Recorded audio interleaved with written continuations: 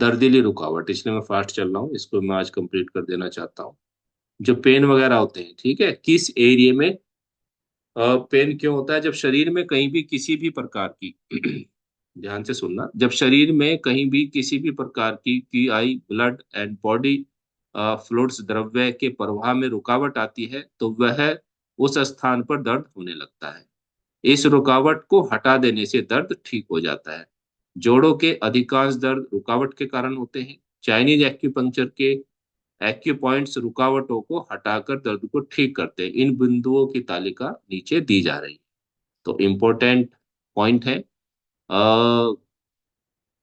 Chronic condition में tone करना है, एक्यूट प्रॉब्लम में सिडेट करना है। तो LU2 शोल्डर की, जैसे फ्रोजन शोल्डर है उसमें पेन है, तो अलग अलग पॉइंट्स अलग अलग एरिया के बताए गए हैं, कहाँ की मतलब पेन को ये कंट्रोल करेंगे। तो इन पॉइंट को आप यूज कर सकते हैं। मेथी का दाना लगा करके भी आपको कंफ्यूजन है कि टोन करें या सीडेट, धीरे धीरे पढ़ेंगे तो नॉलेज हो जाती है बुक्स वगैरह को। मेथी का दाना या स्टार मैग्नेट यूज करके भी आप पेशेंट को आराम दे सकते हैं। जैसे LI5 है, it is used for painful obstruction syndromes of hand and wrist. Wrist की भी कोई भी प्रॉब्लम है तो आप LI5 पर आपका ध्यान जाना चाहिए। नी के भी इसमें सब बताए गए हैं, जैसे SP9 है, ठीक है ना। LU5 है, एल्बो के आसपास कोई प्रॉब्लम है तो आप इसको यूज करेंगे। शोल्डर में है तो LU2 को यूज करेंगे। LI10 very important point, it is very important point for the treatment of painful obstruction syndromes affecting the four arm and hands. LI10 point क्या करता है? ये जो वीकनेस है उसको दूर करता है, ब्लड का सर्कुलेशन बढ़ा करके हाथ को बहुत अच्छा कर देता है। अभी एक पेशेंट आए, उनको मतलब हाथ उनका पतला पड़ गया था, ग्रिप भी उनकी कम थी। तो मैंने ये, और सर्वाइकल बोन्स में उनकी प्रॉब्लम थी, क्रोनिक प्रॉब्लम, तो मैंने उनको खाली दो ही पॉइंट यूज किए हैं। ND2 डॉक्टर वॉल का, उसको टोन किया जो सर्वाइकल को कंट्रोल करता है, और LI10 को मैंने टोन किया। इन दो पॉइंट से उसको अब 70% आराम है। 2 मंथ हुए, क्रोनिक प्रॉब्लम है लेकिन ग्रिप बनने लगी, और जो मांस था वो भी दोबारा से बनने लगा, हाथ पहले से मोटा हो गया है। तो जब आप इन बुक्स को पढ़ेंगे, अच्छे से समझेंगे, तो यूज करना भी आएगा। डिपेंड करता है कि आपके टीचर पर वो आपको कैसा समझाता है। तो इसलिए ये डिफाइन किए जा रहे हैं, क्योंकि अपना खुद की प्रैक्टिस है 20 ईयर्स की, पॉइंट को यूज करते आ रहे हैं। तो इसका फायदा स्टूडेंट्स को मिलना चाहिए, डिटेल में पढ़ाना चाहिए, अच्छा लगता है, समझ में भी आता रहता है साथ के साथ। क्यों नहीं जी?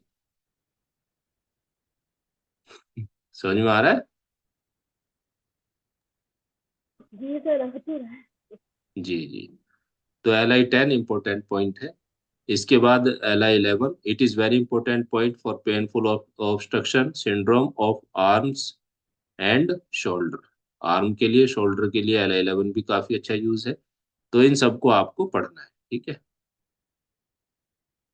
सभी पॉइंट्स को। अब जैसे UB60 पॉइंट है, वो सर्वाइकल क्रोनिक बैक पेन को कंट्रोल करता है। सिंगल पॉइंट से आप ट्रीट कर सकते हो UB60। क्रोनिक में इसको टोन करना है, एक्यूट में इसको सिडेट करना है। सर्वाइकल की प्रॉब्लम है, साइटिका पेन है, लंबर पेन है, उसमें आप इसको यूज कर सकते हैं। Neck and head also treat chronic back एक, ठीक है, इसको टोन कर देंगे आप। तो बहुत अच्छे अच्छे पॉइंट हैं, इन सबको अच्छी तरीके से आप पढ़ेंगे।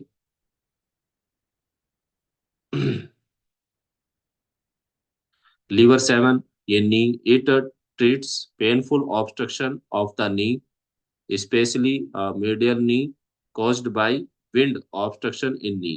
जब विंड की रुकावट हो वहां पर, कैसे पहचानेंगे विंड को नया जी? उसमें पेन की जो जगह है विंड की, वो थोड़ी चेंज होती रहती है, कभी एक पॉइंट पे फिर दूसरे पॉइंट पे, इस तरीके से। स्वेलिंग है वहां पे तो ह्यूमिडिटी होती है, और कॉर्डलेस का पेन बहुत ज्यादा होता है, वो फिक्स होता है एक जगह पे, स्टिफनेस भी होती है वहां पे। ड्राइनेस में सूखापन आ जाता है वहां पे।